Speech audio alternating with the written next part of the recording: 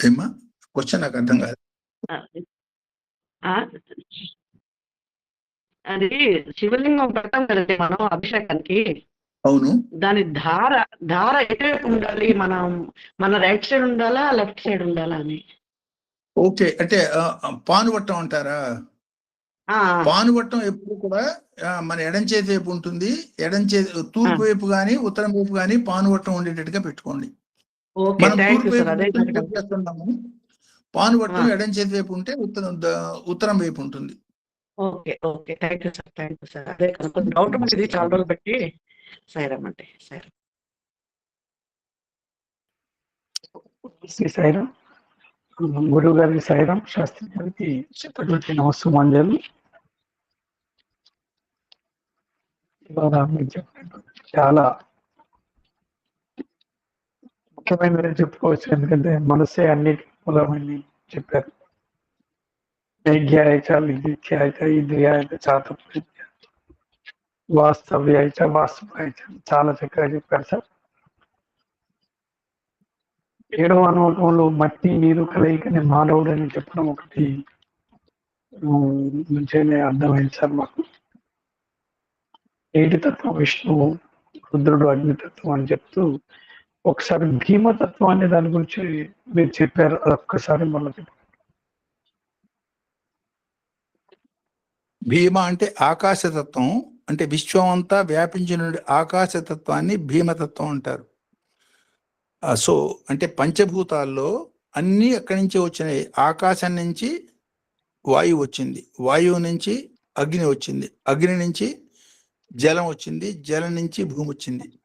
అన్నిటికన్నా చిట్ట చివరి భూతం మళ్ళీ మనం పైకి పోయేదానికి ఆధారం అవుతుంది. అన్నిటికీ ఆధారమైనటువంటి ఆకాశభూతం అత్యంత సూక్ష్మమై ఉంటుంది, కానీ అత్యంత వ్యాప్తి పొంది ఉంటుంది. అంటే సూక్ష్మత పెరిగిన కొద్దీ కూడా దాని యొక్క వ్యాపక స్థితి పెరిగిపోతుంది. దీనికి ఉదాహరణగానే ఒక సందర్భంలో ఎగ్జాంపుల్ చెప్పాను. మంచుగడ్డ ఉన్నది, చాలా స్థిరంగా కదలకుండా రాయలాగా ఉంటుంది. మంచి శీతాకాలం కనుక అమెరికా లాంటి వీడి దేశాల్లో నీళ్ల మీద కారు కూడా డ్రైవ్ చేసుకుంటూ పోవచ్చు, అంత గట్టిగా గడ్డ గట్టిపోయి ఉంటుంది. అదే నీళ్లు కనుక అయ్యేటట్టయితే మనిషి అయినా లేదా చిన్న వస్తువు అయినా ఇనుప గిన్నె అయినా మునిగిపోతుంది జలం అయినప్పుడు. అదే వాయువు అయినప్పుడు నేల నదులు, నీళ్లు అయితే పల్లంగా ప్రవహిస్తాయి. వాయువు అయితే అదే వాయు రూపానికి పొందినప్పుడు ఆవిరిగా అయినప్పుడు పైకి లేస్తుంది. అట్లా ఈ 3 తత్వాలకి ఆస్కారమైనటువంటి స్థితి ఉన్నది మనలో. ఈ పంచభూతాత్మకమైనటువంటి శరీరంలో ఈ స్థితులు అవకాశాలన్నీ ఉన్నాయి. కాబట్టి సద్వినియోగం చేసుకున్నప్పుడు ఈ స్థూలం నుంచి సూక్ష్మానికి మన ప్రయాణం సాగి పంచభూతాత్మకంగా స్థూలమైనటువంటి భూమి మీద మనం పుట్టిన అత్యంత సూక్ష్మమైనటువంటి ఆకాశ స్థితికి, దాన్ని దాటి ఆకాశానికి ఆధారమైనటువంటి పరమేశ్వర స్థాయిగా మనం పోవచ్చు అన్న సంకేతం. విశ్వ విజ్ఞాన రహస్యము పాణిని మహర్షి తెలుసుకుని మనం చెప్పడం. స్వామి సర్వ సందేహ నివారకుడు అంటున్నారు. ఏకాదశ తత్వం ఒకసారి కొంచెం చెప్తాను. ఇప్పుడు మన శరీర పరంగా ఏకాదశి మీరు చూడండి. మన శరీర పరంగా కాలివేళ్ళు, చేతివేళ్ళు అంటే బయటికి కనపడుతున్న ఏ పనికైనా ఆధారమైన చూస్తే అక్కడ పంచభూతాత్మక తత్వం 5 కనపడతాయి మనకి శరీర పరంగా. 5 వేళ్ళు ఉన్నాయి కదా. సో మన శరీరంలో 3 భాగాలు ఉన్నాయి. కాళ్ళు అనేది ఒక భాగం, మొండెవు అనేది ఒక భాగం, శిరస్సు అనేది ఒక భాగం. ఈ 3 ప్రధానమైన భాగాలు. అక్కడ 3 తత్వాలు ఉన్నాయా లేదా? 5 + 3 8. ఈ మొండెం నుంచి కింద భాగం కనుక చూస్తే అన్ని 2 కనపడతాయి. 2 కళ్ళు, 2 చెవులు, 2 ముక్కు రంధ్రాలు. ఇవన్నీ 2 ఉండటంలో అందులో ద్వంద్వత్వం మనకు కనపడుతోంది. అంటే 8 + 2 10. ఈ భృగుటి స్థానం నుంచి పైకి మనం పోయేటట్టయితే ఆత్మస్వరూపం ఒకే ఒకటి.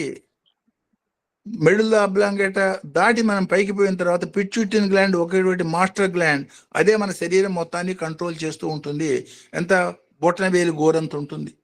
అండ్ ఈవెన్ మెడికల్గా మనం చూసినా కూడా అది అక్కడ ఒకటే ఈ మొత్తాన్ని కంట్రోల్ చేస్తుంది. 1 2 గాను, 2 3 గాను, 3 5 గాను భాషించి ఈ మొత్తం కనుక 5 + 3 8 + 2 10 1 అనే ఏకాదశి తత్వం ఇంత స్పష్టంగా వ్యక్తీకరించబడేటువంటి శరీరం కలిగిన జీవి కేవలం మానవుడు మాత్రమే. మిగతా ఏ జంతువులో కూడాను ఇంత స్పష్టంగా ఈ వ్యవస్థ, ఈ పంచీకరణ వ్యవస్థ ఇంత స్పష్టంగా చిత్రీకరించబడి లేదు. దేవతల్లో ఉన్నది, కానీ దేవతలకి కర్మాధికారం లేదు. సపోజ్ పితృదేవతలు ఉన్నారు, లేదు రెగ్యులర్గా ఉన్న దేవతలు ఉన్నారు, ఇంద్రుడు చంద్రుడు దేవతలు ఉన్నారు. వాళ్ళలో కూడా ఈ పంచీకరణ స్థితి ప్రకారం వాళ్ళు ఏర్పడ్డా వాళ్ళకి కర్మాధికారం లేదు కాబట్టి వాళ్ళు కర్మ చేయలేరు, కాబట్టి అంత ఉన్న స్థితి కన్నా ముందుకు పోలేరు. సో కర్మాధికారం మనకున్నది, స్పష్టమైనటువంటి పంచీకరణ విధానమైనటువంటి పరిపూర్ణమైనటువంటి శరీరం ఉన్నది, అయితే సందేహాత్మకమైనటువంటి మనస్సు దాంతోపాటు ఒకటి ఉన్నది. కాబట్టి ముందు ఆ సందేహాన్ని నివారణ చేసుకుని ఏకాత్మ భావాన్ని దృఢం చేసుకుని ముందుకు పోవటం మూలంగా మనం పొందగలుగుతాము అన్న సంకేతం. దీనే స్వామి పట్టినదేదో పట్టనే పట్టితివి, అడిగినదేదో అడగనే అడిగితివి, అడిగినది దాకా విడవకుండు అంటే మనకు అర్థమయ్యే భాషలో ఆయన చెప్పారు. మనకు అర్థమయ్యే భాషలో స్వామి ఏం చెప్పారో దాన్నే మంత్ర రూపంలో దీన్ని చెప్పటంగా అర్థం చేసుకోవచ్చు. అది విశ్వమంతా ఉన్నటువంటిది ఏకాదశి రుద్రతత్వమే. ఇది వ్యక్తిలో శరీరంగా చూసేటైతే అంటే దీన్ని మనం ఎట్లా అర్థం చేసుకోవచ్చు అంటే ఇంకొక యాంగిల్లో శరీరంలో పంచభూతాలు ఉన్నాయి. అంటే మన శరీరంలో ఉన్న ఘన పదార్థం అంతా భూమి, ద్రవ పదార్థం అంతా నీళ్లు, కోపము తాపం లాంటిది అగ్ని, వాయువు గాలి పీల్చడం గాలి పీడటం ఇదంతా వాయుతత్వం, మనం ఆలోచించగలగటం అనేది ఆకాశతత్వం. అంటే మనలో పంచభూతాలు ఉన్నాయా లేదా? ఉన్నాయా లేదా? ఉన్నాయి. సో మన కళ్ళకి సూర్యుడికి సంబంధం ఉంది. సూర్యుడి యొక్క వెలుతురు, సూర్యుడి యొక్క శక్తి మూలంగానే కళ్ళు మనం చూడగలుగుతున్నాం. సూర్య చంద్రాగ్ని నయన అని భగవంతుని చెప్తాం. సో కళ్ళకి సూర్యుడికి సంబంధం ఉంది, మన కళ్ళు పనిచేస్తున్నాయి కాబట్టి మనలో సూర్యతత్వం ఉన్నది. అదే మాదిరి మన మనస్సు చంద్రమా మనసో జాత, చంద్రుడి మూలంగా మనస్సు పనిచేస్తోంది, శక్తివంతమైనది, రకరకాల కొత్త కొత్త ఆలోచనలు కలుగుతున్నాయి. అంటే మనలో చంద్రుడు ఉన్నాడు. వీటన్నింటి పనిచేయించేదానికి ఆత్మ మనలో ఉన్నది. సో ఈ తత్వాలన్నీ కనుక కలిసేటట్టయితే భగవంతుడి యొక్క అష్టమూర్తి తత్వాల రూపంలో ఈ 5 + 3 8 మనలోనే ఉన్నాయి. సో ఈ 8 తత్వాలతో ఉన్నటువంటి శరీరం సరైన పంచీకరణ విధానంగా ఏర్పడి ఉన్నది కాబట్టి దాన్ని పూర్తిగా సద్వినియోగం చేసుకోండి. అదే సృష్టిలో ఉన్నటువంటి పంచభూతాలు చూసేటట్టు, అష్టమూర్తులు చూసేటట్టయితే భూమి, నీళ్లు, అగ్ని, వాయువు, ఆకాశం, ఆకాశంలో సూర్యచంద్రులు, ఈ మొత్తాన్ని నడిపిస్తున్నటువంటి పరమేశ్వరుడు అనే వ్యవస్థ. ఈ 5 + 2 7 ప్లస్ పరమేశ్వరుడు 8, ఇది అష్టమూర్తి తత్వంగా విశ్వం అంతా వ్యాపించినటువంటి తత్వం. అట్లా అర్థం చేసుకోండి. ఇంకొకటి ఏంటంటే దీని గురించి మీరు చెప్పింది అష్టగురు స్వరూపస్య ఆనందానంద జ్ఞానప్రదాయక అని చెప్పారు. అమందానంద అంటే నిత్య నూతనమైన, ఇప్పుడు అనుక్షణం మారుతూ ఉండి అంటే మనకి వేరే దృష్టి పోకుండా నిత్య నూతనంగా అనుభవించే ఆనంద స్థితి జ్ఞానం మూలంగానే లభ్యమవుతుంది. అట్లాంటి జ్ఞానంతో ఈ ఆనందాన్ని ప్రసాదించే ఓ పరమేశ్వర నీకు నమస్కారం, శరణాగతి. అది భావం. అన్నిటి మూలమైనటువంటి మనస్సు, మరి మనస్సు యొక్క అసలు ఎక్కడ మనసు యొక్క స్థానం? మనస్సు మన ఏమో మనుష్యానం కారణం బంధమోక్షం అయ్యా అంటే మనస్సు యొక్క స్థానాన్ని తలతో సంకేతిస్తారు, కానీ తలలో ఎగ్జాక్ట్ గా ఏ పాయింట్ లో మనసు ఉంటుందో ఎవడూ చెప్పలేడు. కాకపోతే పెద్దవాడు మనకి నిర్ధారించి చెప్పింది ఏమిటంటే ఆలోచన సంకేతానికి కారణభూతమైన ఒక particular point medulla oblongata region లో ఉన్నది. అక్కడి నుంచి 4 రకాల వైబ్రేషన్స్ వస్తే ఆల్ఫా, బీటా, తీటా, డెల్టా అంటారు. ఆ వైబ్రేషన్స్ లో ఉన్నటువంటి వేరియేషన్స్ మూలంగా వాడు శాంత చిత్తంగా ఉండటం, లేకపోతే నిద్రాస్థితిలో ఉండటం, లేకపోతే ప్రశాంతంగా ఉండటం, లేకపోతే చాలా గందరగోళంగా ఉండటం అనే 4 రకాల స్థితులు అనుభవిస్తూ ఉంటాడు. వాటికి మనసుకి ఎగ్జాక్ట్ గా సంబంధం ఉంది లేదు అనేది వైద్యశాస్త్రం మనకి నిర్ధారణ చేయదు. ఎందుకని వైద్య శాస్త్రరీత్యా బ్రెయిన్ చెప్పగలుగుతారు కానీ మైండ్ గురించి చెప్పలేరు. కానీ మైండ్ లేదు అని మనం ఎవడు చెప్పేవాడు కానీ వినేవాడు కానీ ఎవడు ఒప్పుకోడు మైండ్ లేదంటే. మైండ్ ఉంది కాబట్టి వాడు చెప్తున్నాడు, మనం వింటున్నాము, మనకు అర్థమవుతోంది. కానీ ఆ మైండ్ అంటే ఏమిటో అంటే మైండ్ దాకా పోయేటప్పటికే అది ఏమిటో తెలియని ఒక సూక్ష్మ స్థితి మనకి ఏర్పడ్డప్పుడు మైండ్కి ఆధారమైనటువంటి సూక్ష్మాతి సూక్ష్మమైనటువంటి ఆత్మని ఎట్లా పరిశీవ్ చేయాలి, అది ఇంద్రియాలతో పరిశీవ్ చేయగలిగింది కాబట్టి అతీంద్రియ జ్ఞానంతో మాత్రమే పరిశీవ్ చేయాలి. సో ఆ అనుభూతి నీకు కలిగేదాకా ఏమిటయ్యా నీకు ఆధారం అంటే శాస్త్రవచనం ఆధారం, గురువాక్యం నీకు ఆధారం, అనుభవపరులు చెప్పిన వాళ్ళ యొక్క అనుభవాలు నీకు ఆధారం. దాన్ని ఆధారం చేసుకుని సాధనలో ఎవరికి వాళ్ళు పొందవలసి ఉంటుంది అని సంకేతం. ఇంకొకటి చెప్తారు చాలా చక్కగా, స్టూడెంట్ కి స్వామి యొక్క మిరాకిల్స్ చూపిస్తూ అవును, పరిష్కారాత్ చమత్కారాత్ అని వాడు చెప్తూ జూసాయి గురించి చెప్పారు. చాలా చక్కటి ఇవాళ మీ సందేశం. చాలా చాలా ధన్యవాదాలు మీకు, గురువు గారికి, అందరికి. Sairam. Sairam. Any question also you can ask anyone.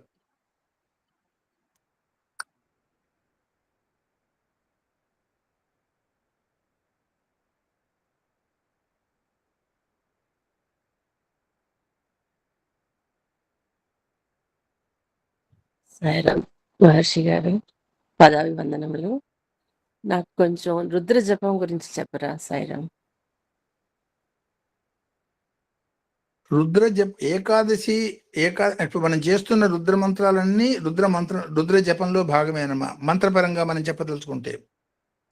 కాకపోతే రుద్ర జపాన్ని నమశివాయ మంత్రాన్ని జపం చేయటం అనేది రుద్ర మంత్ర జపం అట్లా మనం భావిస్తాం. అంటే మానసికంగా చేస్తారా అంటే బయటికి? రుద్ర మూడు పారాయణ, రకాలుగా రుద్ర జపం. రుద్ర పారాయణ మనం ఎట్లా ఈ చేసే విధానం 3 రకాలుగా చేయొచ్చు.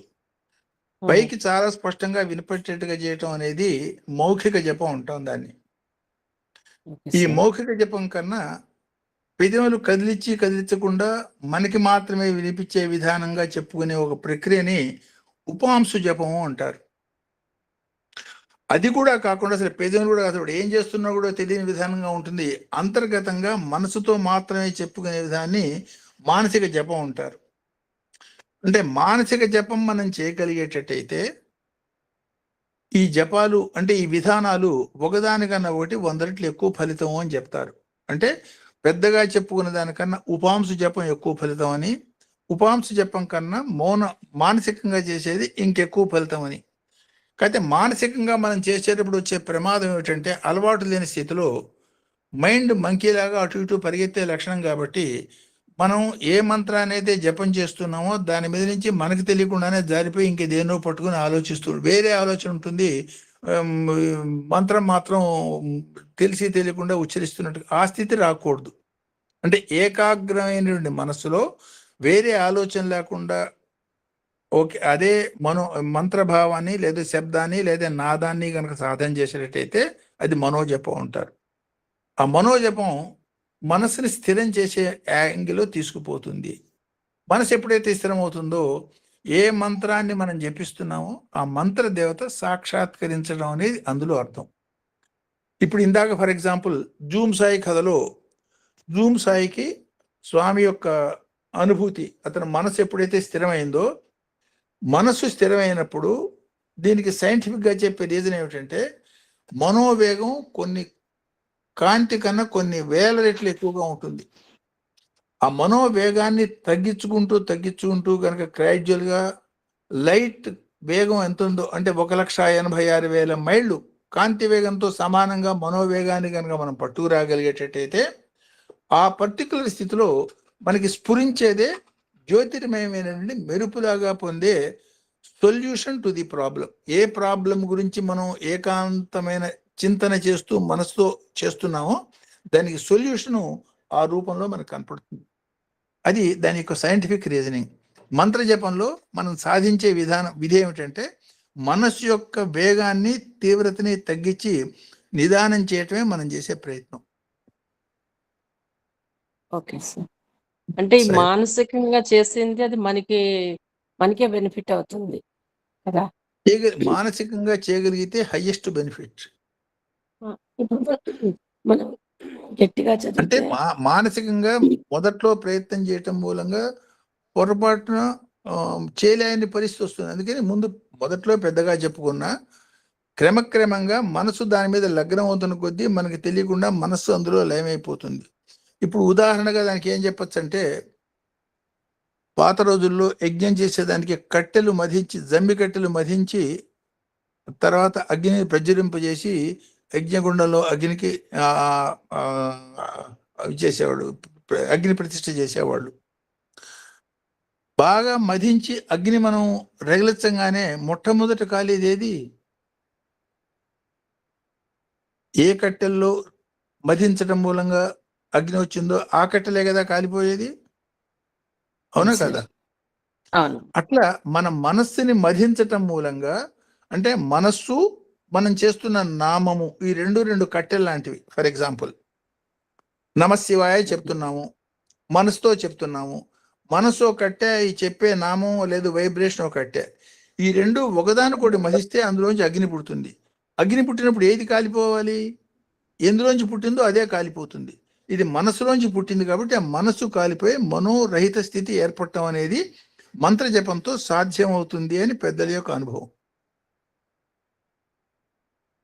Okay sir. Thank you. Sairam Shastri garu Brahmadasi సాయిరామమ్మ. హృదయపూర్వక నమస్కారాలు సార్.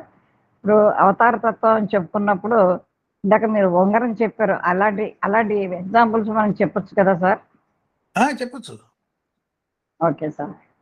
తర్వాత చెప్పచ్చు. ఇంకొక డౌట్ సాయిరాం సార్, చెప్పండి. మీరు ఇలా చెప్తుంటే కొంచెం నేను ఎనలైజ్ చేసుకుంటాను నాలో నేనే. అగ్నితత్వం వెరీ ఇంపార్టెన్స్ అని చెప్పి మనకి అన్ని పంచభూతాల్లోకి అగ్ని అవును. అనేది చాలా ప్రాముఖ్యత అని మీరు తెలియజేశారు. అయితే ఈ అగ్నితత్వం అనేది అసలు మామూలుగా నిత్యం భౌతికంగా కూడా మనం ఈ అగ్ని పొద్దున్న తెల్లవారు లేవగానే నిప్పంటించింది ఏ పని చేయం. అవును. అయితే శరీరంలో ఈ అగ్నితత్వాన్ని, అంటే ఒక డాక్టర్గా నేను ఎనలైజ్ చేశాను మీరు అగ్నితత్వం చెప్పిన తర్వాత. మామూలుగా మేము పెరాలసిస్ వచ్చిందంటాం, బ్రెయిన్లో ఏదో క్లాట్ ఏర్పడింది, పెరాలసిస్ వచ్చింది, ఓ భాగం అంతా పనిచేయటం లేదు అంటాం. అంటే అక్కడ ఆ ప్రదేశంలో అగ్నితత్వం లేదనమాట, అంతే కదా? తగ్గింది. ఎగ్జాక్ట్లీ. అది లోపించడం మూలంగా. ఎందుకమ్మా, ఈవెన్ స్పెరములు కూడా అగ్నితత్వం మూలంగానే, అగ్నే బీజం దానికి. అగ్ని లేకపోతే అది ముందుకు పోదు. ఇది పునఃసృష్టికి కూడా. కోపంలో ఉన్నది కూడా అగ్నే, కానీ నెగిటివ్ సైడ్ ఆఫ్ ది అగ్ని. కామంలో ఉన్నది కూడా అగ్నే, నెగిటివ్ సైడ్ ఆఫ్ ది అగ్ని. సో ఈ అగ్నికి ఉన్నటువంటి 10 కళలు, ఈ 10 కళలు ఎట్లా మన శరీరంలో ఏ స్థానంలో ఎట్లా వ్యాపించున్నాయి కూడా సైన్స్ ఉన్నది మనకి. అగ్ని యొక్క 10 కళలలో ఉంటుంది అగ్ని స్వరూపం. ఈ అగ్ని యొక్క 10 కళలు కూడా ఏ అక్షరాల్లో అగ్నితత్వం ఉన్నది, దానికి మన శరీరంలో ఏ భాగానికి సంబంధం ఉన్నది, దీన్ని ఎట్లా ప్రేరేపించడం మూలంగా అది ప్రజ్వలిల్లుతుంది, దాన్ని పాజిటివ్గా వాడుకున్నప్పుడు మాత్రమే మనం పొందవచ్చు.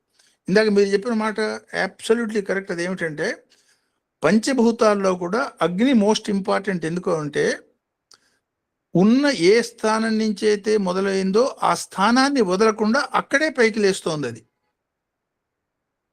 అంతకన్నా తక్కువ భూతాలు కనుక భూమి ఉండదు అనుకోండి, కథ లేకుండా అట్లనే పడి ఉంటుంది. నీరుందనుకోండి పల్లానికి పోతుంది కానీ పైకి లేవలేదు. గాలి ఉందనుకోండి పైకి లేస్తుంది కానీ భూమిని వదిలేసింది. భూమిని వదిలేస్తే పట్టుకోవడం కష్టం. కాబట్టి ఆకాశం ఉందనుకోండి అసలు ఊహించడమే కష్టం, పట్టుకోవడమే కష్టం.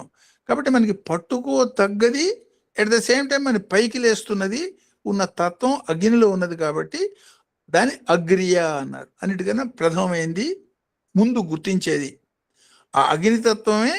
శ్వాస రూపంలో ప్రవేశించినప్పుడు అగ్ని శ్వాస ఈ సమ్మేళనంతోనే మాట వ్యక్తం, ఆలోచన మాట రూపంలో వ్యక్తం అవుతుంది. అందుకనే 4 స్థాయిల్లో పర, పశ్చంతి, మధ్యమ, వైఖరి రూపంలోనే వాక్కు బయటకు వస్తుంది. ఆ వాక్కు పలకగలిగిన వ్యక్తి కేవలం మానవుడు మాత్రమే. అందువల్ల మానవుడు సంపూర్ణంగా పంచీకరణ చెందినటువంటి జీవి. సో భగవంతుడి యొక్క అనుభూతికి అర్హత ఉన్నది. అర్హత ఉంది కాబట్టి ప్రయత్నం చేస్తున్నాడా లేదా, చేస్తే సాధన. సార్ అయితే ఇది బ్రెయిన్ కి వస్తే కోమా అంటాం, ప్రాణం ఉంటుంది, ప్రాణశక్తి ఉంటుంది. బ్రెయిన్ కి అగ్నితత్వం లోపిస్తే కోమా, అంతే కదా సార్? ఎగ్జాక్ట్లీ ఎగ్జాక్ట్లీ పూర్తిగా అంటే శక్తిహీనం అయిపోయింది అది. ప్రాణం ఉంటుంది, ప్రాణం ఉంటుంది. ప్రాణం ఉంది. ప్రాణం అనేది అగ్నికి కూడా అతీతం కాబట్టి అది ఇంకా ఉన్నది. అయితే హార్ట్ కి అగ్నితత్వం లోపిస్తే ఇంకా మనిషి ఉండడు, అంతే కదా సార్? అంతే కరెక్ట్ అన్నమాట. Thank you sir, thank you. ఈ డౌట్ అడుగుదామని సార్ లేట్ అయిపోయింది అనుకుంటున్నాను sir. That is true. Thank you. నమస్కారం. సాయిరామ్ శాస్త్రి గారికి నమస్కారాలు, లక్ష్మీనారాయణ గారికి దంపతులకు నమస్కారాలు, సత్య సాయినాథుడికి నమస్కారాలు. ఈ కార్తీక మాసము చాలా పుణ్యమైన దినం మనకు. నిన్న వనభోజనాలు అక్కడ ఒక 3-4 గంటల సేపు రుద్రాభిషేకం, అది ఒక ఖాళీ ప్రదేశంలో ఒక కాలేజ్ అది, అక్కడ అందరూ ఆడవాళ్ళంతా కుంకుమ పూజలు అవన్నీ నిన్న కార్యక్రమాలు. అది ప్రతి సంవత్సరం జరుగుతాయి. వాటికంతా మనం అంతా పోవడము అవి చూసుకోవడం చాలా అదృష్టంగా అనుకున్నాను. ఘోర అనేది ఎక్కువగా వినబడుతూ ఉంటుంది. మీరు ఇంతకుముందు చెప్పారు దాని గురించి. అది నాకు మా అబ్బాయి, మా మనవడు ఇవంతా వింటున్నాడు. మీ ఊరికి అక్కడికి వచ్చిన వాడు మా మనవాడు విని, సందేహం పనికిరాదు, ఇదిగా ఉండాలి, స్థిరత్వంగా ఉండాలి అని అన్నారు. సందేహ ప్రవృత్తి పనికిరాదు అన్నారు. వాడన్నాడు, అర్జునుడు ఎందుకు కృష్ణుడిని అడిగాడు సందేహాలు అని నన్ను అడుగుతున్నాడు వాడు.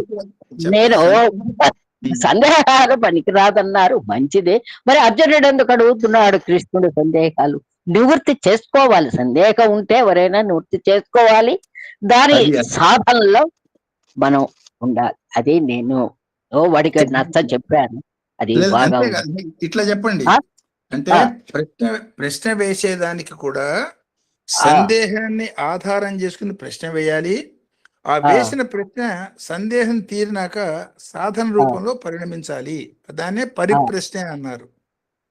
పరిప్రశ్న. గీతలో ప్రశ్న అనే మాట వాడచ్చు, కానీ పరిప్రశ్న అని వాడాడు ఆయన. 4వ అధ్యాయంలో కూడా పరిప్రశ్న వస్తుంది. పరిప్రశ్న సేవయ ఉపదేక్షితే జ్ఞానం. అవునవును. షిరిడి సాయి వ్యాఖ్యానం దానికి మనం చూసేటట్టయితే, ప్రశ్న అంటే ఏమిటంటే సందేహం వచ్చినప్పుడు నివారణ చేసుకునే దానికి ప్రశ్న వేయటము. పరిప్రశ్న అంటే ఏమిటి అని అడిగాడు షిరిడి సాయి కాకా సాహెబ్ని. బాబు, పరిప్రశ్న అనేది నాకు అర్థం తెలియదు అని చెప్పాడు ఈయన. అర్థం తెలియదు అంటే మరి వ్యాసుడు ఏమన్నా పిచ్చివాడా? మరి పరి అనే 2 అక్షరాలు ఎందుకు ఎక్స్ట్రా అక్కడ వాడాడు? మహానుభావ, నాకు అర్థం కాలేదంటాడు అంతటి పండితుడు. అప్పుడు ఆయన షిరిడి సాయి ఇచ్చిన ఎక్స్ప్లెనేషన్ ఏమిటంటే, పరిప్రశ్న అంటే ఊరికే తెలుసుకునేదానికి ప్రశ్న వేయటం కాదు నాయన, ముఖ్యం తెలుసుకుని ఆచరించేదానికి సంపూర్ణమైన శ్రద్ధతో ప్రశ్న వేస్తే ఆ ప్రశ్న పరిప్రశ్న అవుతుంది. టీచర్ పిల్లవాడిని ప్రశ్న వేస్తాడు, అది మామూలు ప్రశ్న అవుతుంది, పరిప్రశ్న కాదు ఇది. అవునవును. పిల్లవాడు టీచర్ని ప్రశ్న వేసేది టీచర్ని ఏడిపించేదానికి ప్రశ్న వేయచ్చు. అది లేదు, వాడికి ఎంత తెలుసో తెలుసుకుందాం, వాడి అహంకారం తీర్చేద్దాం అనే ఉద్దేశంతో ప్రశ్న వేయచ్చు.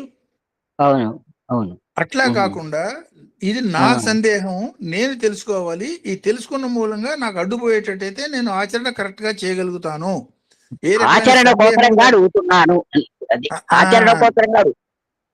ఆచరణాత్మకంగా వేసే ప్రశ్న, ఆచరణాత్మక కోసం వేసే ప్రశ్న పరిప్రశ్న. అట్లా వెయ్యాలి అని అర్థం. సందేహాన్ని నివృత్తి చేసుకోవాలి. నివృత్తి చేసుకున్న తర్వాత సోమర్తనం కాకుండా సాధనలో దాన్ని ప్రవేశపెట్టాలి. దాని అర్థం. మీరు చెప్పే ఉపన్యాసం వాడు ఇంట్లో ఉండి వింటూ ఉంటాడు, నా పక్కనే కూర్చొని వింటూ ఉంటాడు. చాలా సంతోషం. వాళ్ళే వినాలి, వాళ్ళే మోస్ట్ ఇంపార్టెంట్. అదే వాడు అడుగుతాడు, నన్ను అడుగుతుంటాడు వాడు, నేను చెప్పాల వాడికి సమాధానం. అది నువ్వు చెప్పు అంటాడు. వాడనేది పోయిన జన్మలో చేసిన కర్మను ఆ జన్మ మళ్ళీ పుట్టి ఈ యొక్క మనిషి వాడు నివృత్తి చేసుకోవాలి కదా, పాప పరిహారం చేసుకోవాలి కదా, అలా ఎందుకు మళ్ళీ 2 జన్మలో ఎందుకు? నేనన్నాను, పోయిన జన్మలో అవి బాకీ ఉంటుంది, ఒక మూట ఆ బాకీ తీరాలి కదా. వాడికి వయస్సు కూడా ఉండాలిగా, వాడి జన్మ కూడా ఉండాలిగా, పూర్తి జన్మ. లేదు, ఇట్లా అదే. చెప్పండి వాడికి. ఇట్లా చెప్పండి. ఏ క్లాస్ చదువుతున్నాడు వాడు? వాడి మీ మనోడు ఏ క్లాసు? ఏ క్లాస్ లో చదువుతున్నాడు? ఎన్నో క్లాస్ మీ పిల్లవాడు? ఆవిడ లెఫ్ట్ అయింది సార్. వదిలేసిందే. ఓకే. అంటే ఒక పిల్లవాడు కనుక ఎగ్జామినేషన్ తప్పేటట్టయితే మళ్ళీ వాడికి ఎగ్జామినేషన్ పాస్ అయ్యే అవకాశం భగవంతుడు గవర్నమెంట్ ఇస్తుందా లేదా యూనివర్సిటీ ఇస్తుందా లేదా? మార్చిపోతే సెప్టెంబర్ పూర్వకాలంలో. అదే మాదిరిగా మనం ఒకసారి ఫెయిల్ అయినా కూడా భగవంతుడు ఇంకొక అవకాశం ఇచ్చేదానికి ఇంకొక జన్మిచ్చాడు. ఆ మాట చెప్పమని. So will conclude the session sir. Okay అండి, వెల్కమ్. లేదు, ఒక మాట. పరమ ఉత్కృష్టమైన అవతారం రప్పించాము, మళ్ళా రావాలని కోరుకుంటున్నాం. సాయిరామ్, సాయిరామ్ అండి. Okay madam, okay madam. అదే దమకానే ఇదైపోయింది. సాయిరామ్, చెప్పండి. ఏం లేదు, పిల్లవాడు ఏదైనా క్లాస్ లో తప్పినప్పుడు మళ్ళీ వాడు పాస్ అయ్యేదానికి ఇంకోసారి ఎగ్జామినేషన్ అవకాశం ఇస్తారా ఇవ్వరా?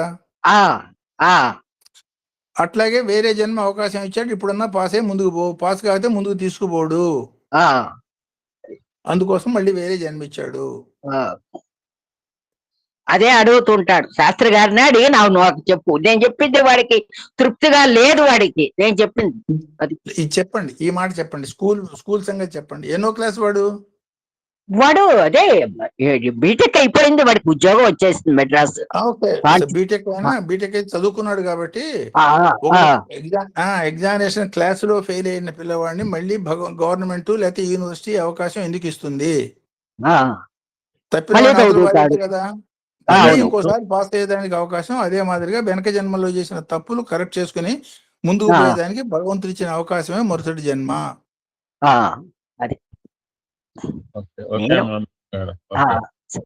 సాయిరామ్ అండి, సాయిరామ్. చాలా సంతోషం. మా సందేహాలు నివృత్తి చేయడానికే లక్ష్మీనారాయణ గారు ఈ ప్రోగ్రాం పెట్టి మా చేత అంతా మాట్లాడిస్తున్నారు. చాలా సంతోషం, చాలా సంతోషం. Sairam. Conclude here and start the next satsang. Okay, చెప్పండి. గురువు గారండి, సందేహం సారా. రుద్రము వేకుజామున నేను చదువుకుంటున్నాను, చదవచ్చా సార్ వేకుజామున? తప్పకుండా చదవచ్చు. అందుకే అసలు అనుమానం ఎందుకు. వేకుజామున గాలి పీలుస్తున్నారంటే రుద్రం చేస్తున్నట్టే, సంతోషంగా చేయొచ్చు. Early morning best time. Okay బది సారా. సుప్రభాతం అయినాక ఇది రుద్రం చదువుకుంటున్నాను సారా. ఓకే అమ్మా, no excellent. Early morning is the best. మనస్సు డిస్టర్బ్ కాకుండా ఉన్నప్పుడు రుద్రంతో మనసును స్టెబిలైజ్ చేసుకోవటం అనేది ఉత్తమోత్తమం. స్నానం చేసి చేయగలిగితే ఇంకా మంచిది, చేయండి, మంచిది.